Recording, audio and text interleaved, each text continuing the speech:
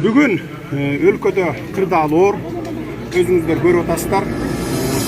Эл чогулуп мени алып барып туруп отургузабыз деп атат. Аны да көрдүңүздөр, отургузуп да чыкты. Өкмөт үйүнө, мына ак үйгө.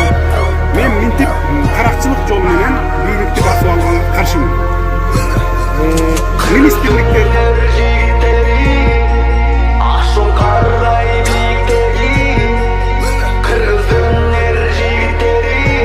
Бирөөр дагы бир министрликти басып алсак, бизди кошмо өлкөлөр, Европа, Америка, жана башка кошмо өлкөлөрдүн баары призовать этпейт.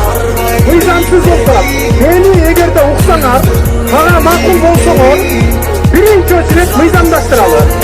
Бул мыйзамдаштыруу жолу депутаттардын колунда. Премьер-министр, ее президент деп туруп, буларды бекитип бериш булардын колунда.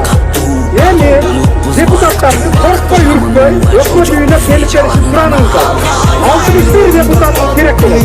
Бир дагы депутаттар Жогорку Кеңештин депутаты.